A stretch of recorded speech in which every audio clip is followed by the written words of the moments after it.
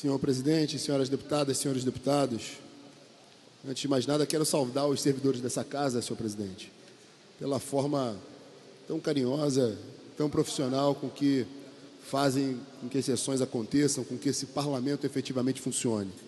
E aí me refiro aos servidores da taquigrafia, a todos os servidores administrativos, as assessorias e, sobretudo, ao valente corpo de seguranças dessa casa, que são a alma dessa casa, fazem essa casa funcionar. Então fica aqui sempre o meu reconhecimento e tenho certeza que estou sempre ao lado dos senhores nas pautas que são absolutamente legítimas, não só nas pautas de valorização da categoria, mas, sobretudo, as pautas que permitirão com que o trabalho seja efetuado e executado com primazia. Quero saudar também a todos os servidores da TV Alerj, que têm feito um grande trabalho no sentido de externar toda a produção legislativa dessa casa e ficar muito honrado de pertencer a uma legislatura que tem batido recordes de produção, não só a produção legislativa, a proposição de leis, mas, sobretudo, o papel fundamental do legislativo, que é a fiscalização e também a atuação nas comissões.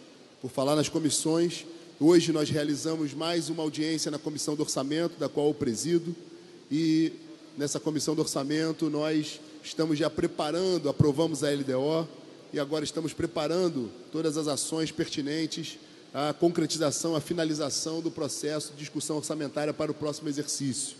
Já definimos um calendário, hoje deliberamos mais de 30 projetos de lei e anuncio que agora no mês de setembro, no dia 24, serão votadas as contas do governo anterior. Serão votadas no orçamento, depois submetidas ao plenário dessa casa.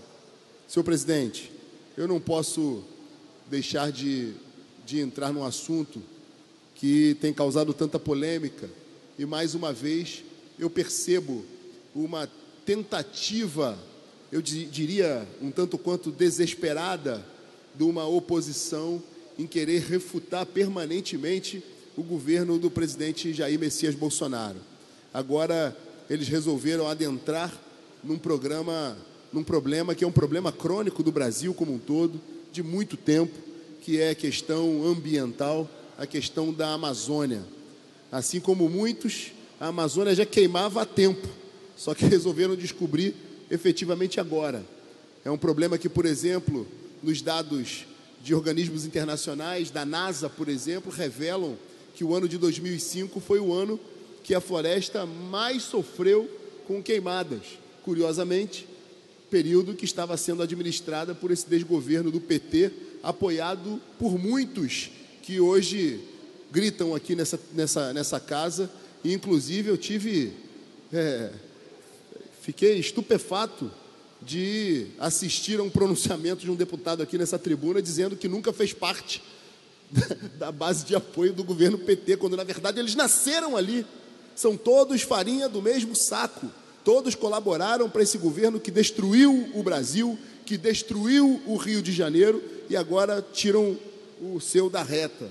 Na verdade, em mais uma falácia, mais um ardil, mais uma manobra dessa oposição que insiste em ter os seus problemas de, eu diria, personalidade. Porque da mesma forma que se permitem ter uma indignação seletiva, eles não saem do armário. Eles não se revelam o que verdadeiramente são. Ao invés de assumirem as suas origens e assumirem que efetivamente ajudaram na destruição, no aparelhamento que levou esse Brasil e esse Estado, seja por roubalheira, seja por incompetência, a situação calamitosa que nós chegamos hoje. E aí eu faço uma menção aqui a um período histórico que nós vivemos. Não é a primeira vez que a França e seus governantes tentam interferir na nossa soberania. No nosso período colonial ainda, por diversas vezes, tivemos ataques dos franceses ao Brasil e, sobretudo, ao Rio de Janeiro. Tivemos as investidas dos franceses na nossa costa, aqui no Rio de Janeiro, que fomos defendidos, mas que acabaram resvalando, indo lá para Cabo Frio. Tivemos o ataque dos franceses aqui ao Maranhão esse hoje degradado por um governo comunista, mas que também foi vítima de um processo histórico, de uma tentativa de interferência dos franceses no Brasil. E agora, para minha surpresa, mais uma vez, esse governo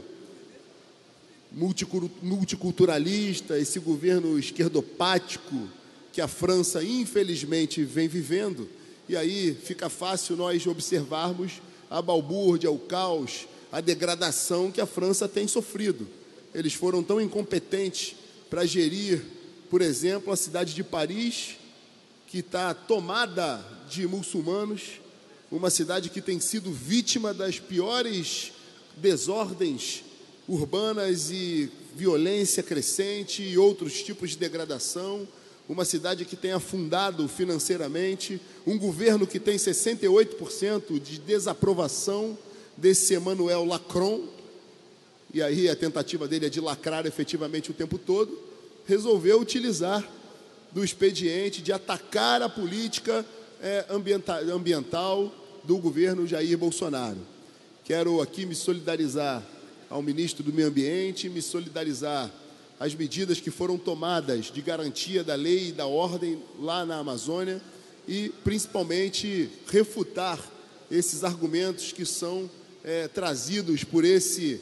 Eu constatei aqui que temos uma deputada nessa casa que é doutora, especialista máxima em segurança pública. Agora vejo a revelação de que temos especialistas também em meio ambiente, em floresta, em queimadas e tudo mais. Aliás, nós temos especialistas de tudo aqui nessa casa.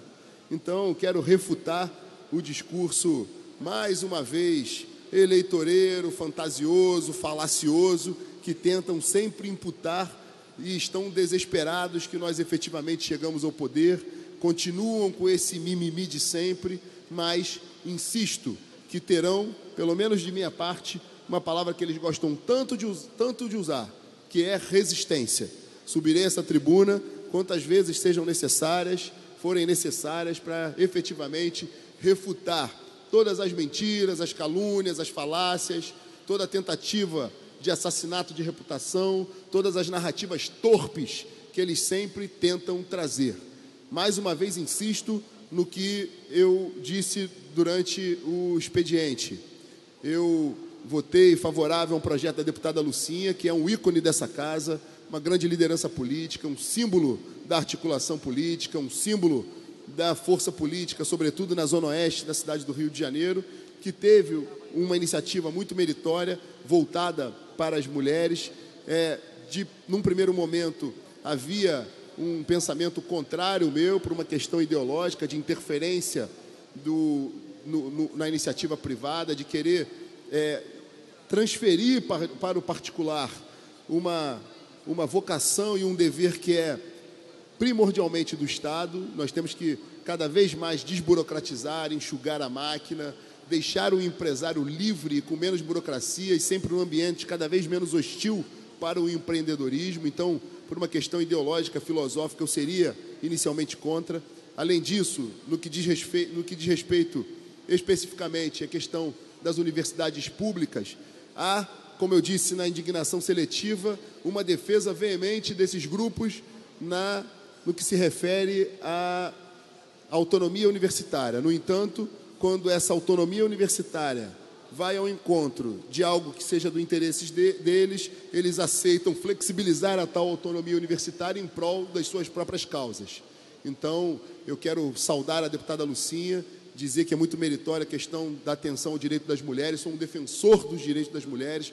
Como secretário municipal na Baixada Fluminense, talvez uma das regiões do Brasil com maior número de violações de direitos, eu ali fui um dos que instituiu a Casa da Mulher, que visa justamente permitir que a mulher, não só a mulher vítima da violência, mas principalmente a mulher que quer se reinserir no mercado de trabalho, que quer poder frequentar um curso superior, um curso técnico, a mulher que possa cuidar da sua saúde, que exige uma série de peculiaridades, ali na Casa da Mulher ela poderia fazê-lo.